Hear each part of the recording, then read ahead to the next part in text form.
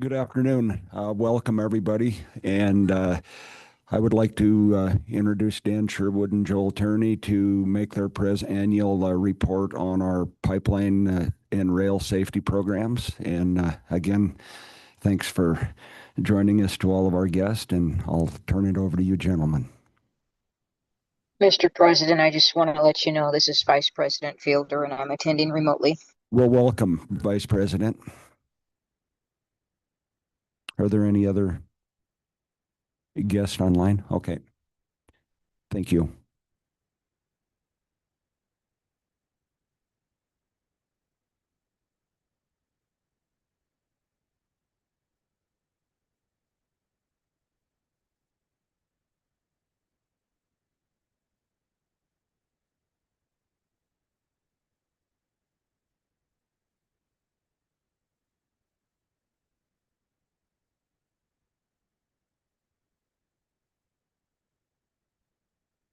Thanks, Mr. President and Commissioners.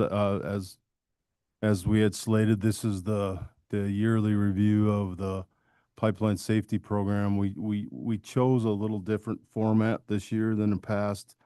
Rather than being a PowerPoint presentation, we're using a ArcGIS format. Sam and Marianne have done a lot of work in the ArcGIS realm to collect data, and it works really well for developing maps and doing a lot of stuff that we can use as information for our program, for our inspection program. So we developed this year in review. It's posted to the PSC website so the public could go in and click on it and go down through it. But I thought that would be a good way to kind of show the commission kind of some of the things that we're doing and some of the other things that we're doing.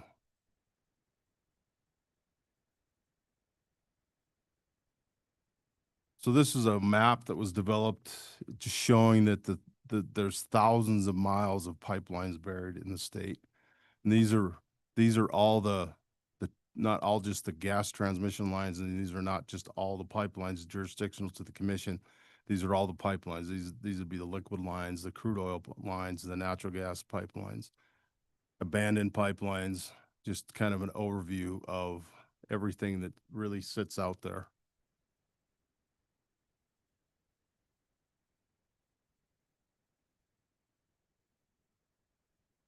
We move to the next slide, kind of a introduction of where it all begins.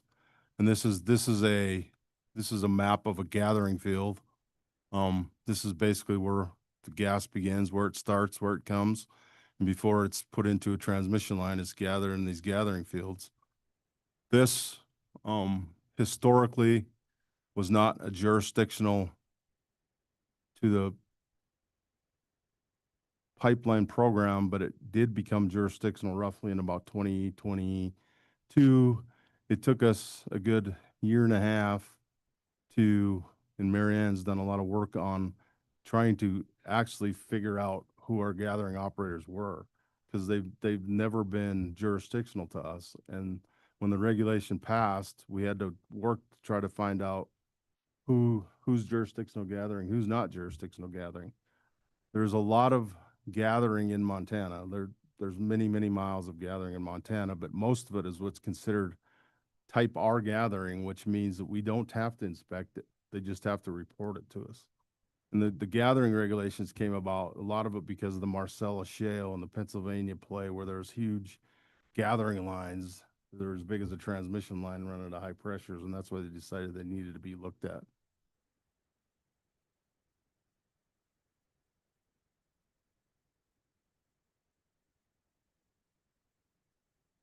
So this is just a breakdown. This is that same map that we saw earlier, just showing the transmission lines that transverse Montana.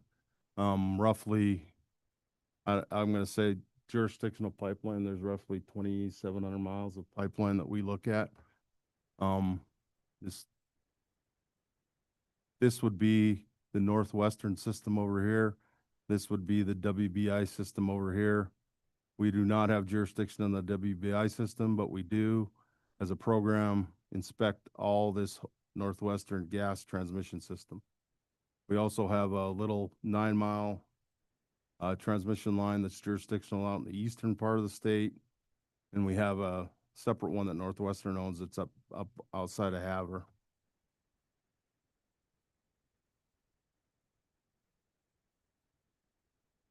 Working from 2.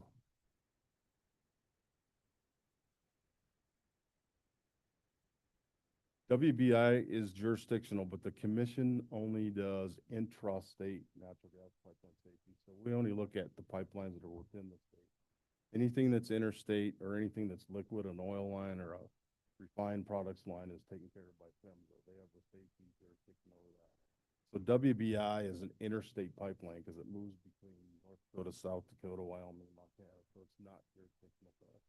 Northwestern system sits specifically interstate, so all their pipelines.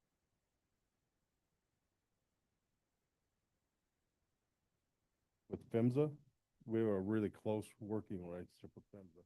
PHMSA is the program, the pipeline safety program is funded through a PHMSA grant. They fund us up to 80%. That's what they're allowed to, but it's not always funded at 80%. So we usually roughly get 65% federal funding. And that's that program. This commission has had that program since 1970, continuously. We've been doing it. Mr. President, Joel, excuse me, but Joel, could you please pull the microphone up a little closer? Oh, I'm sorry. Can you hear me now? That's better. Thank you. You bet. This next slide just shows that once it showed you the gathering at the beginning, and the gathering brings it out, brings it into the transmission system, and that's how the transmission system gets it to where it needs to go. But once it gets to cities, towns for distribution, then it comes into what we would call city gates, and you might see those outside of a town. There's a station where the transmission line comes in, they cut the pressure, and then it goes into the distribution system, and that's what's all underneath every place that has gas distribution, Helena, Billings, everywhere.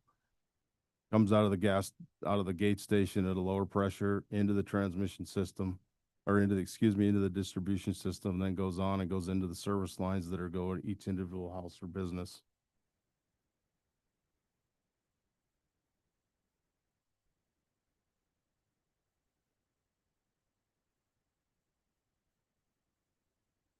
So this is, we did this for the benefit of the public, but it's kind of an interactive map, and it shows 2024, that's all the areas that we visited doing inspections. So we're Hamilton, Kalispell, Havre, all over, all the way up to the eastern part of the state. Move that sound. Too far. And then you can pull it back this side, and it shows the difference of between what we did in 2024 and what we did in 2025, with all those showing the inspections that we did in each of those different areas or locations.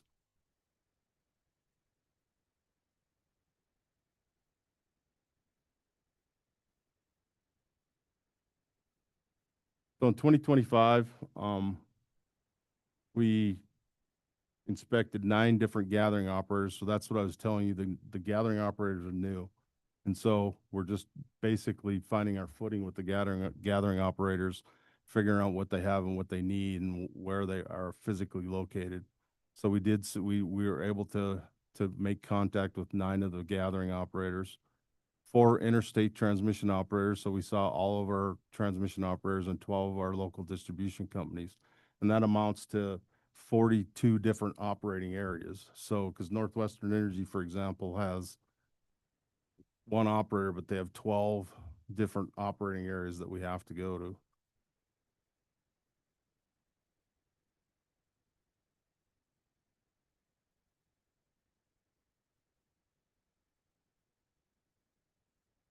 So this is our total state field inspection days. So last year in the field, we spent 191 inspection days looking at various types of operators inspections. So they go from a standard procedures to a standard records to construction inspections. And this is how we track our days so we can report it back to PHMSA. One of the reasons we wanted to show this is that currently this is all done in what's called an access database. And Tracy is working now, we're getting this so we can get it converted over to the Ready system. We've not been able to use the Ready system, but we're trying to take this information. So hopefully we're hoping by like 2027 that we'll be able to cut away from the access database, because access is not really supported anymore, and run all this information and keep all this information in the Ready system.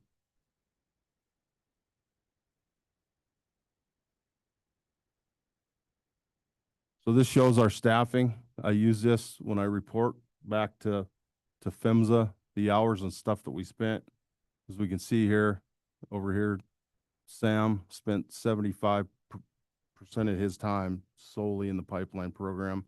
Marianne spent 68%, but that's kind of a skewed number because she spent like 9 weeks out of the office of training. So that number will come back up. But this is a very valuable thing. So I have all the hours we spent. And hopefully within the Ready system, we're going to pull that out of the Sabre system, so we don't have to do manual entries to get the hours in there.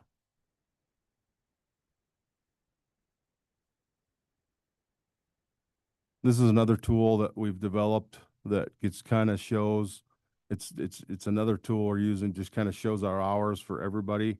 That this was pulled from Sabre. Is that correct, Sam? Yeah, this is Yeah.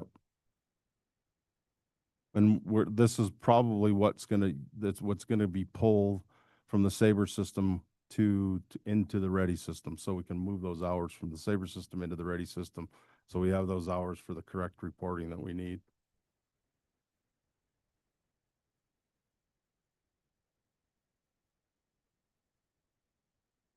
This is our compliance actions. Last year was actually a good year. We found no probable violations, which is a good thing. And there's no correlation from year to year whether we're going to find probable violations or not. It doesn't mean that they're going down or they're going up. It varies on what operator we're at. It varies what type of inspection we're doing. Last year, it just all fell in that there was 0 probable violations that we had to write, which means the operators are doing a pretty good job. There was 9 carryover violations from the previous year, and those are generally carried over because they're written probably around late November, early December, so they'll carry over into the following year before we can get them corrected.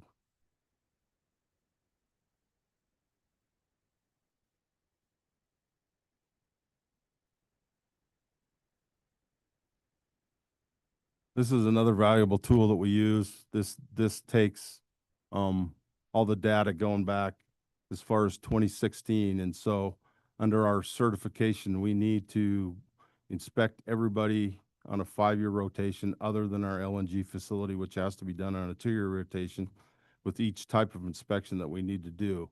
So this takes the data, Sam being a data miner, takes all that data, puts it in there, and then we can predict what we're going to need to do in the following year. So we predicted, using the past data that we have, predicted what inspections and where we need to be for the year 2026.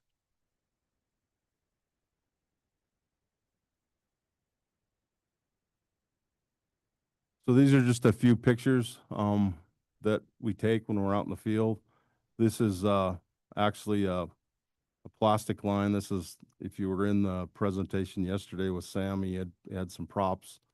This pipe is called Aldolay. It's polyethylene pipe. It's one of the first renditions of plastic pipe that we're using. It was actually, when it was put in the ground, it was a salmon colored, and it's faded over time to this gray colored. It is not, in some areas where there's high heat areas in Arizona, and that they've developed some stress cracking on it. We have not had that problem in Montana. We have not had any problem with the alloy pipe, other than what you see him fixing here. And what that was when they were doing the tapping tee, they tapped that main to run the service in. There was a cap that went on the top of that, and there was these black caps. And the manufacturer, it was a manufacturing problem. the guy in the field, when he puts the cap on, it was supposed to just hand tighten it, and they were all tightening them all around the country. They were tightening with a wrench. Those caps were cracking and they were developing leaks. So that they found that. So they've gone back, determined operators know where all this alloy pipe is and where all these caps are, and gone back in, and they're taking off and fixing it. And that's what he's doing. He's fixing a couple caps where they're just small leaks. No, it acts better in cold weather than it acts in the Tennessee.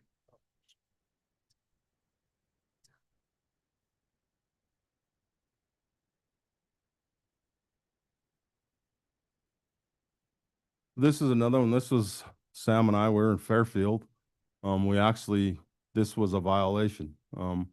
This is Northwestern Energy. The welder is in the ditch. He's welding a replacement piece of steel, which we like to see that because we don't see a lot of steel taking place. But what had happened here when we arrived, he was in the ditch welding.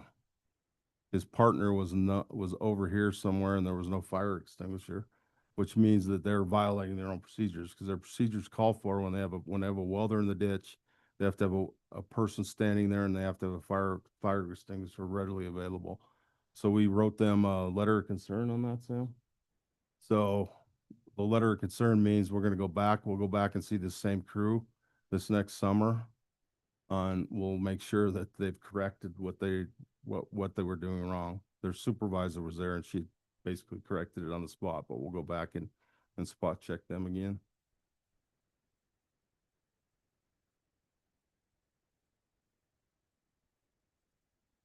This is interesting. We've been working for quite a long time on these. As you can see, that's a gas line that's coming out of the ground, and it's still active. And I've been hammering on them for a long time that you need to get rid of these, because they're very difficult to see. And you can even see here, somebody had tied a dog leash to it. So there's a dog leash tied to this active gas line. They take the meter out, and 99.9% of where these are is there's lots of places around that have a house built, and behind the house they have like a trailer house that they rent out. So there's natural gas going to the trailer house, and then they move the trailer house in and out. They move trailer houses in and out, and the owner of the place does not want to have to keep paying to put a new gas service in, so they leave it and just come put a meter on. They've changed their story on that. They're going back around. They're IDing where these things are and taking them out of the ground. I mean, there's absolutely no reason that needs to be there. If a new customer comes in, they can follow the tariff and go through a new customer hookup. That's the way it should be. We don't like seeing those. We've not had any issues with them, as far as an incident standpoint, but I don't want any issues with them. So that's where they're going to come out of the ground.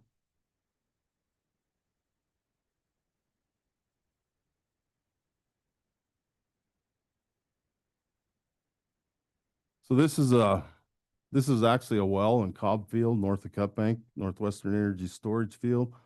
Marianne and I were there last summer, and as you can see when we went in, that Christmas tree there, that there's quite a bit of rust on that pipe. Maybe not quite to the point where it's a violation, because the rust doesn't necessarily mean it's corroding. We didn't identify any pitting on the pipe that would indicate there's corrosion, but there was a fair amount of rust on that pipe. So we wrote them a letter of concern, and they corrected it relatively quickly within the next week or so. You can come back and see where they went back in, and they corrected the rust and repainted all that.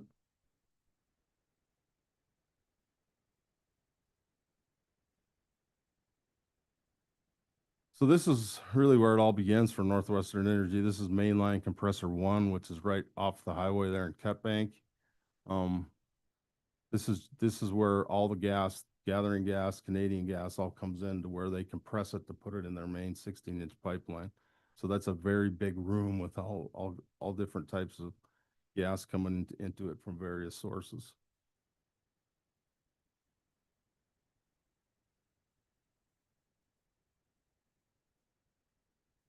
And unfortunately, we do have incidents. We try to stay at 0 incidents. It would be best. That's always the goal.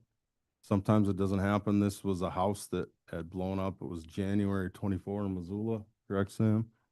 The investigation found it was a service, there was some work done. The service line went down the alley behind the house. There was some work done by a third-party contractor doing some water or sewer work that was buried back in. And then winter came, there was some ground movement, and then Northwestern Energy main line moved and developed a crack. Gas leaked in this house, exploded. Luckily, there was nobody in it. There was no injuries. There was some damage to the houses on either side of it, but this is what we don't like to see. This is not what we want to do. We try to stay away from those if we can. What kind of protocol is there in terms of third-party contractors coming in and doing work? And then what's the follow-up to make sure that this doesn't happen? Well, the investigation would, the investigation would come in, we'd investigate, make sure, oh, sorry. We would investigate to make sure that, Northwestern had followed their procedures, which they did. Then it would probably become a legal issue between Northwestern Energy and whoever the contractor, whether it was a city contractor, whether it was a third-party contractor, if they could prove that it was an improper backfill. But that was never able to be proved there. So all we could prove is that the line, we knew that there was some work that was done there previously, but we couldn't determine if there was enough improper backfill. So basically, Northwestern, one of those deals, they never violated any code. They had done everything right. Their records were in place. It's just one of those bad luck things where they had a break on their line.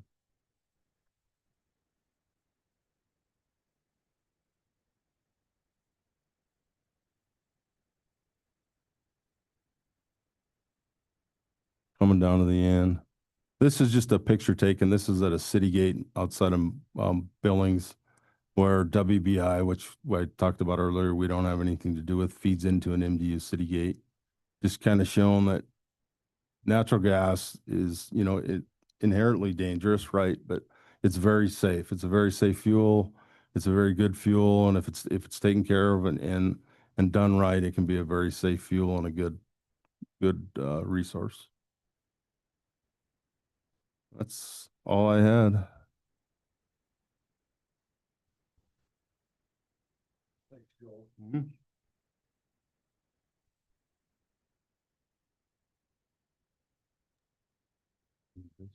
Thank you, Joel.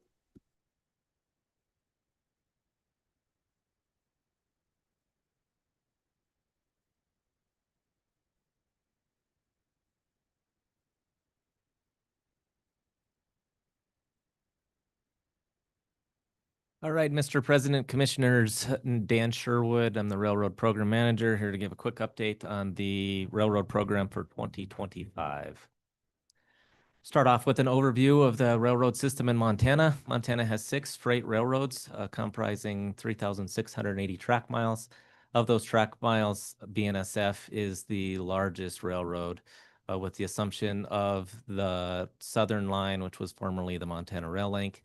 BNSF controls over 3,300 of the 3,600 track miles in Montana.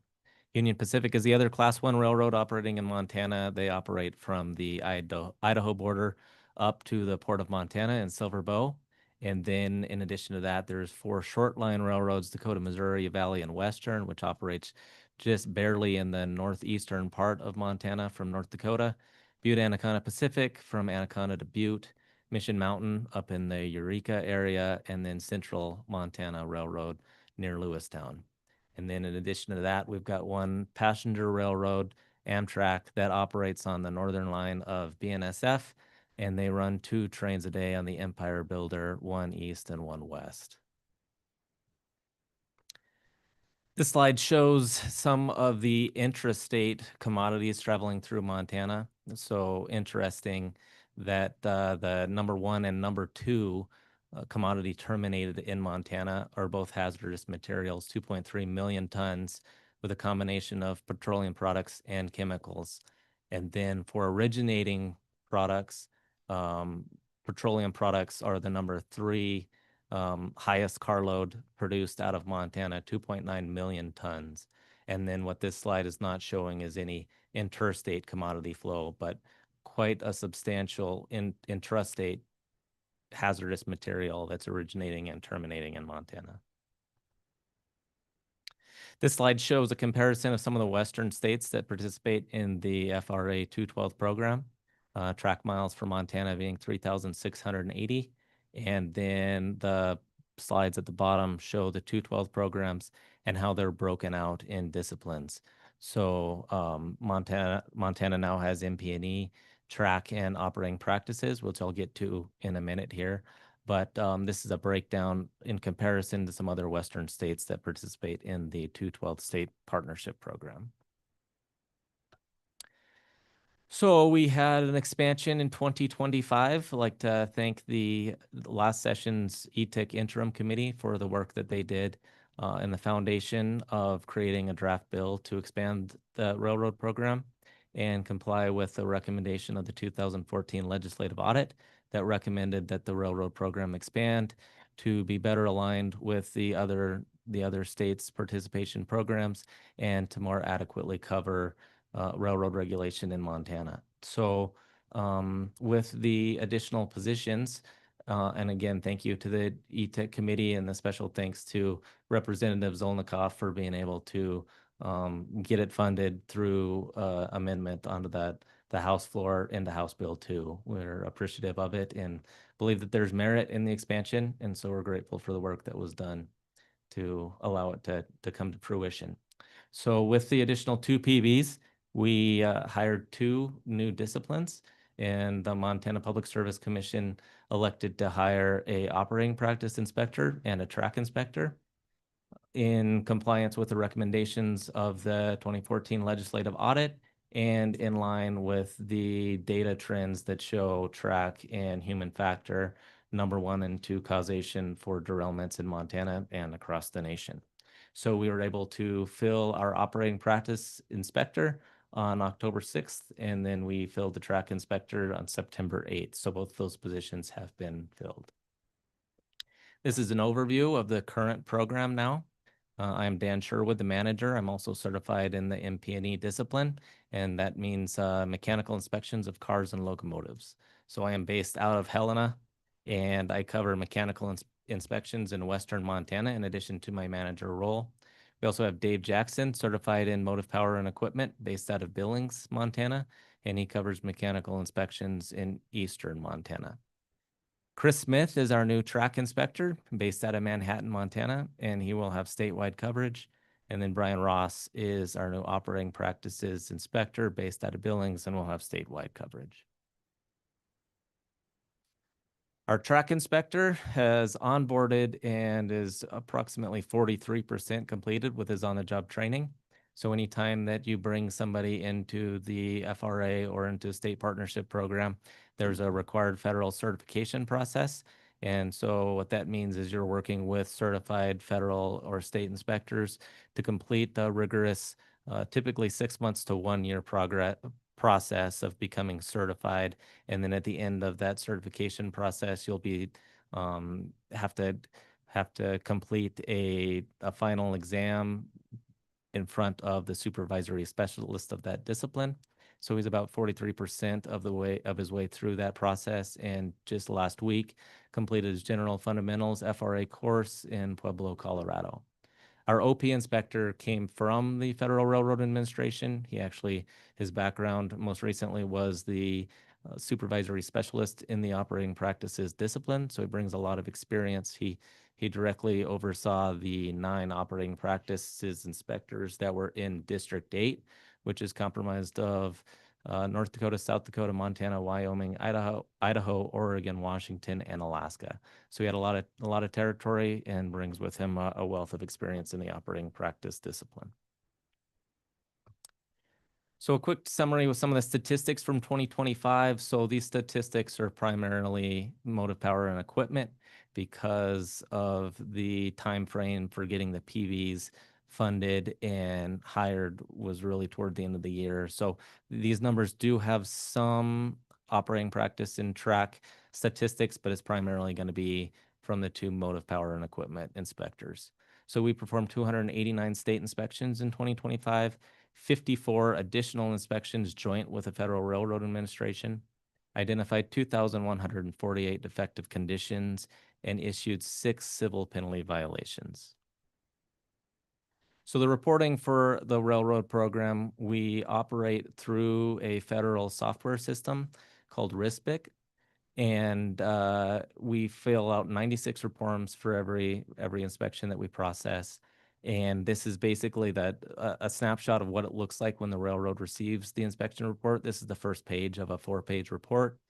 And from the railroad's perspective, they actually cannot tell that this report is coming from the state or the federal. They get the same report from either one. So the only way that the railroad would actually know that this report was from a state inspector is from knowledge of who the inspector is and the inspector name and the inspector's signature.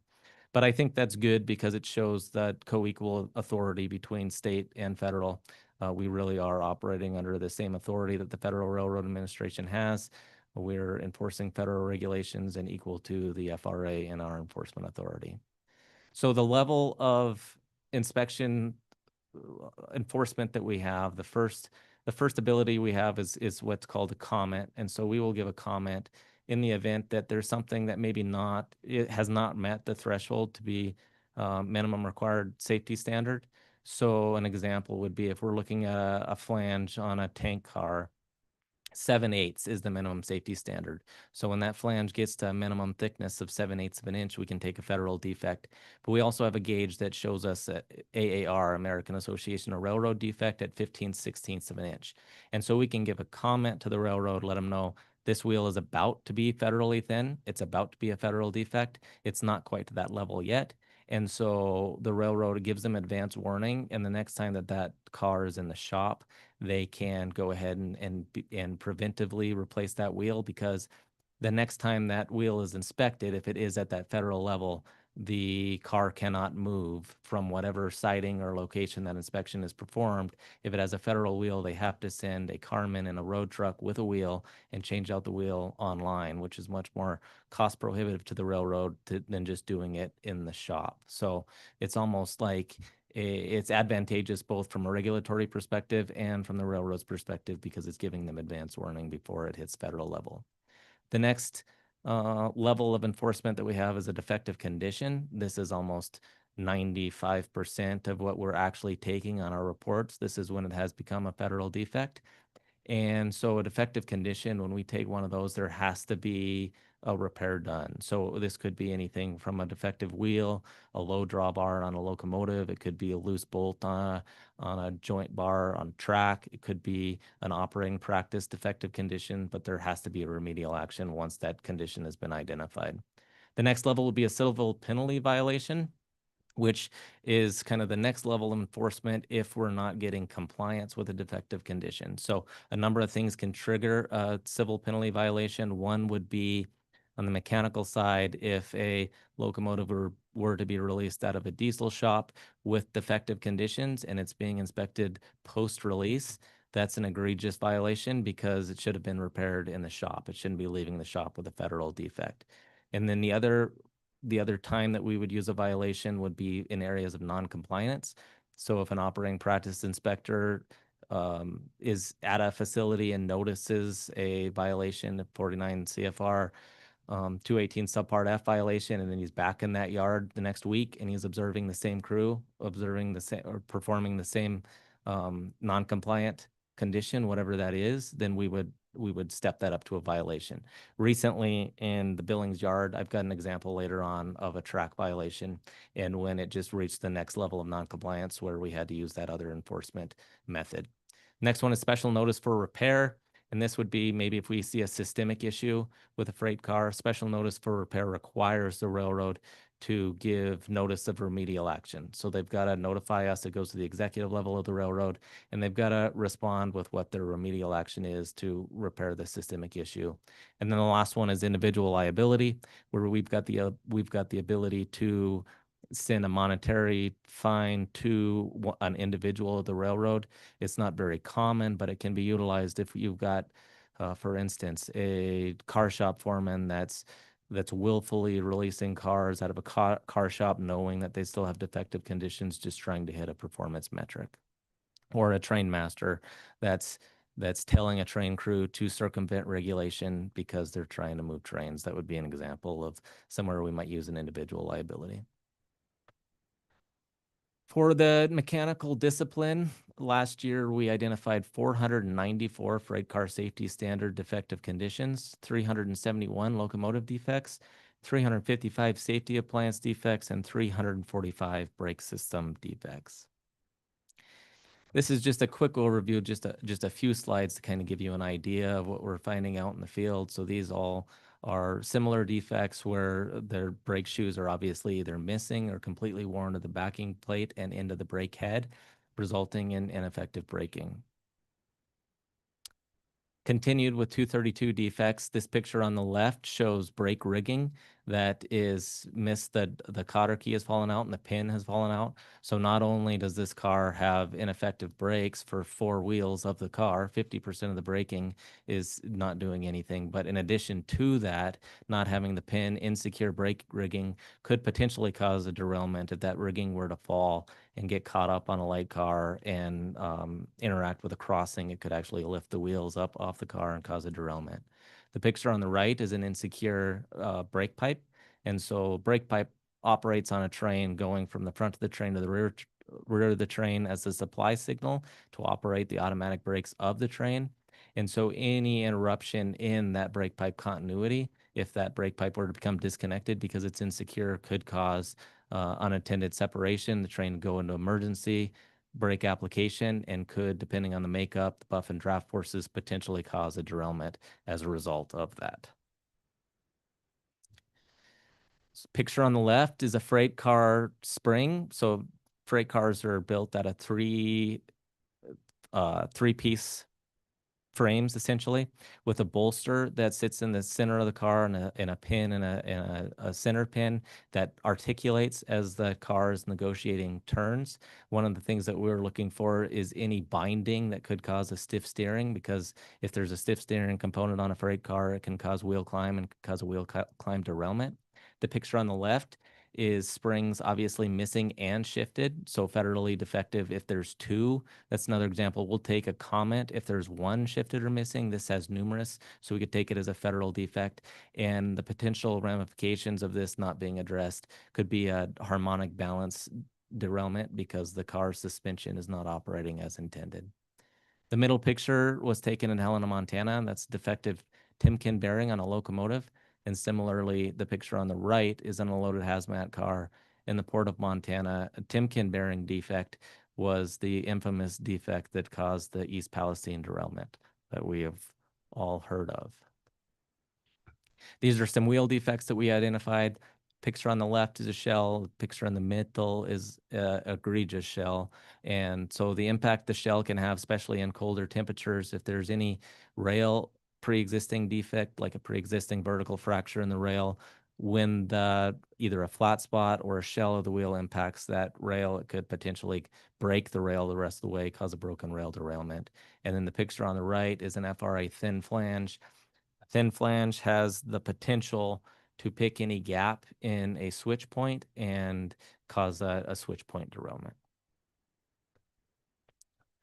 So in addition to our primary inspection purpose when we're inspecting trains is to prevent mainline derailments, and that goes for all 3 disciplines that we regulate. But in addition to, we're looking out for the safety and well-being of the railroad employees. So all 3 of these are pictures of safety appliance defects that we found during our inspections.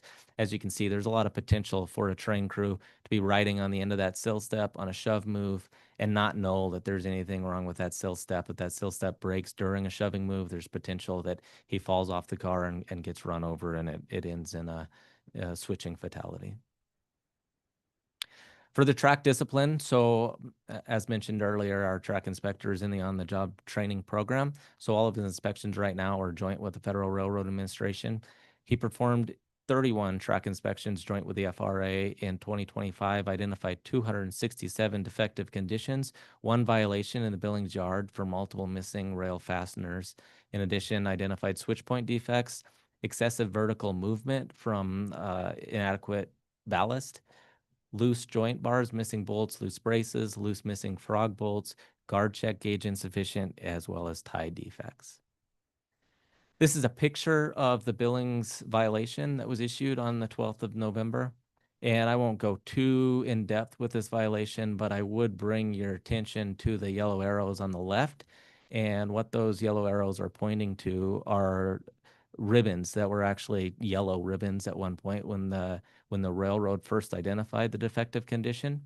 And so I'm not sure exactly how long the railroad had known that this condition was defective. If you look just to the right of that lower yellow arrow, you'll see a spring clip in next to that rail that's called a panroll fastener.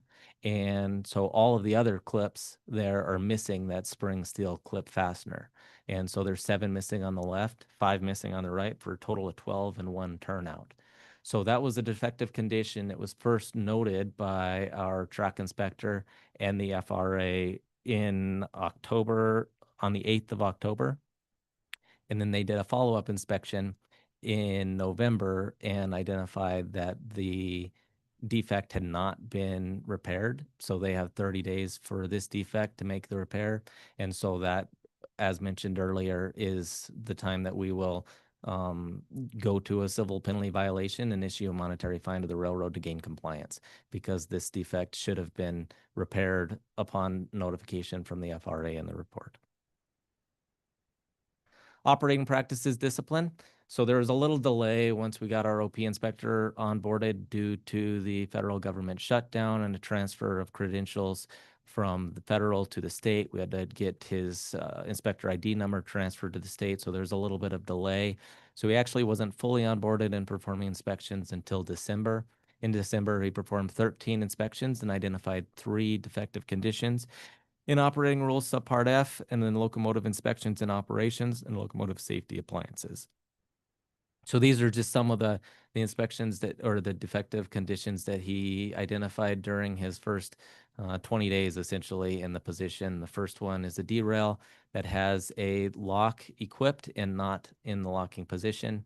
The picture to the right of the front of the locomotive shows that the safety chain is not at adequate height. So it's actually a tripping hazard. It's not preventing engineer or conductor, when this train is moving, from potentially falling off the front of the locomotive.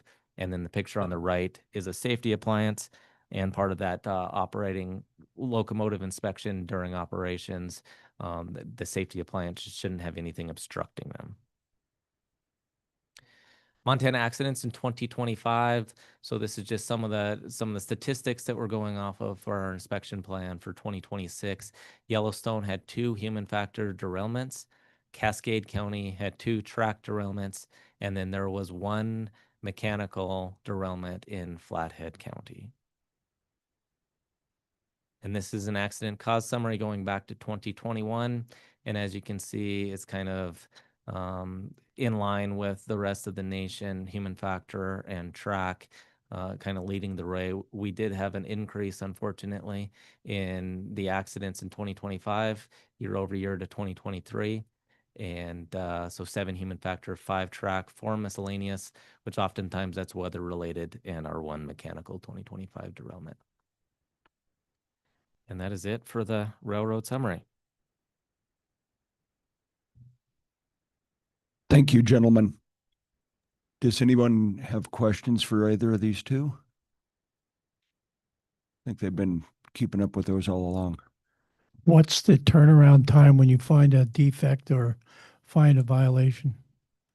Do we have like a minimum time frame that they have to get it fixed and get back to you, and have you relook at that, or do you just assume it's done? Yeah, so Mr. President, Representative Perry, I'm not trying to avoid you, but I'll talk in the microphone here. So it depends on the defective condition. Like as noted, that track defect had 30 days for remedial action. If the railroad has a notification for a freight car or a locomotive, that has to be repaired before it goes anywhere. And so an example would be if we found a defective freight car in Townsend, they would have to send carmen to Townsend, to make that repair before the car could move westward into Helena. And we do spot checks to verify compliance, as was the case with that track derailment or track violation where they'd exceeded 30 days and not made repairs. Do you find that you're finding specific things that are continuously happening? I mean, does that happen where the same item is coming up over and over again? Or are they good about making sure that they've corrected that system-wide? Yeah, it's a good question. I don't think I have a systemic answer for all of the railroads. I do think that there's certain areas that we look at, MP&E 232, where, you know, brake shoes are designed to wear. And so that is a common thread. We always have numerous brake system defects just because brake shoes are wearing and they're not being inspected frequently enough, frankly, by the railroads to identify those brake shoes wear before they get into the backing plate or the brake head. And I think it's similar in all three disciplines. Like, we do have areas where we focus our attention because we know that there are issues. So the 49 CFR 218 subpart F for the transportation department is shoving moves, hand operations of switches. Like, that's typically where we're finding non-compliance in the operating department. So we focus a lot of our attention in those areas.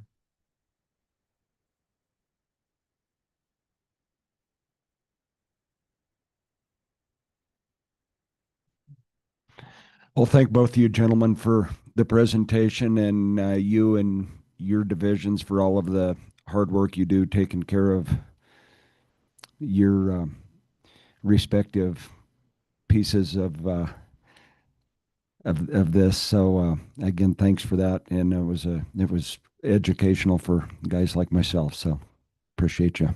Yeah, excellent. Thank you, Joel and Dan.